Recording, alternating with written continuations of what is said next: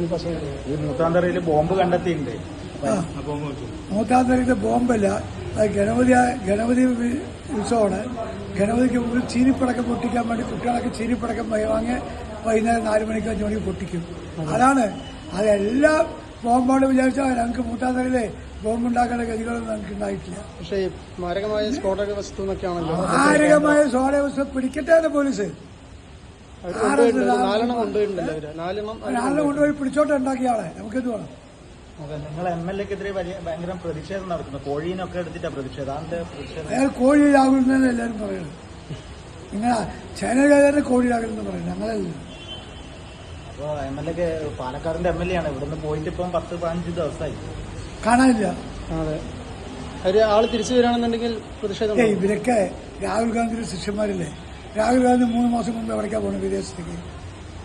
എന്തിനാ പോകുന്നത്? ഊർജ്ജം ഇറക്കാൻ. കോൺഗ്രസിന്റെ ഊർജ്ജം ഇറക്കാൻ. ശരി. മോഡി പോണത് ഇന്ത്യയുടെ ഊർജ്ജം കൂട്ടാൻ, ഇയാൾ അതിന് പിന്നാലെ ഓടുന്നത് ഊർജ്ജം ഇറക്കാൻ. ശരി.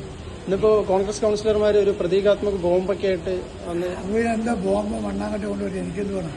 ഈ രാഹുലിനെ അപ്പൊ വലിയ ആരോപണങ്ങൾ വരുന്നുണ്ട്. അതെന്തുകൊണ്ടാണ് ഇത്തരത്തിൽ? അയാൾ തന്നെ ചോദിക്കണം. അതിന് വീട്ടുകാർ കൃത്യസമയത്ത് കല്യാണം കഴിച്ചു കൊടുത്തില്ല. അതാണ് അയാൾക്ക് പറയുന്നത്. പെട്ടെന്ന് കല്യാണം കഴിപ്പിക്കണം. പെട്ടെന്ന് അയാളെ കല്യാണം കഴിപ്പിക്കാൻ നിങ്ങൾ തന്നെ കൂടണം. ശരി. എന്നിട്ട് അയാൾ MLA ആയിട്ട് പറ്റേ. ഇപ്പൊ ഏട്ടനുണ്ടല്ലേ, അത് ഒന്നിനെ കല്യാണം കഴിച്ചപ്പോലെ പ്രശ്നം തീർന്നില്ലേ? അല്ലേ? ഞാൻ വേറെ ഒന്നും പറയുന്നില്ല. ഏട്ടനുണ്ട്, ഒന്നും ഗർഭമാണ് പറഞ്ഞു, അതിനെ കല്യാണം കഴിച്ച അച്ഛനുമായി സൗകര്യമായില്ലേ? അതെല്ലാം അന്തസ്. BJP CPM പറയുന്നത് ഷാഫിയും VD സതീശനാണ് എല്ലാ അവകാശം ചെയ്തു കൊടുക്കുന്നത്. എനിക്ക് ഷാഫിയോ VD സതീശനെ ഒന്നും അറിയില്ല. VD സതീശനെ ഞാൻ കണ്ടിട്ട് പോലുമില്ല. നിങ്ങൾ ചാനലിൽ മാത്രമേ കണ്ടു. അയാളെക്കുറിച്ച് ഞാൻ അറിയാത്തതെന്നാണ് പറയുന്നത്. ഷാഫിയെക്കുറിച്ച് അറിയാത്തതെന്നാണ് ഞാൻ പറയുന്നത്.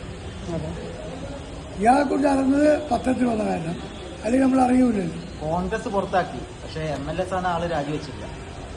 അയാളുടെ പാർട്ടി എന്താണ് ചെയ്യുന്നത് അത് ചെയ്തോട്ടെ. നിങ്ങളുടെ അഭിപ്രായം? രാജിവെക്കണം എന്നാണോ? എന്റെ പാർട്ടിയുടെ അഭിപ്രായം രാജിവെക്കണം എന്നാണല്ലോ. എന്റെ അഭിപ്രായം, എന്റെ പാർട്ടിയുടെ അഭിപ്രായം, ഞങ്ങളുടെ സംസ്ഥാന അധ്യക്ഷൻ എന്ത് പറയണോ അത് തന്നെ ഞങ്ങളുടെ അഭിപ്രായം. ഇവിടെ പിടിക്കോ, സീറ്റ് പിടിക്കോ? പാലക്കാട് പിന്നെ ആരുണ്ട് പിടിക്കാൻ ആരുണ്ട്? സ്ഥാനാർത്ഥിയാവോ ശിവരാജേട്ടൻ? അതിന്റെ പാർട്ടി തീരുമാനിക്കട്ടെ. ഞാൻ സ്ഥാനാർത്ഥിയില്ല. താല്പര്യമുണ്ടോ? ഇല്ല. MLA ആവാൻ താല്പര്യമില്ല? ഇല്ല. MLA വേണ്ട. നഗരസഭയിൽ തന്നെ വീണ്ടും മത്സരിക്കും. അത് നോക്കാം. MLA ഞങ്ങളുടെ അധികാരത്തിൽ വരുമ്പോൾ ആകാം.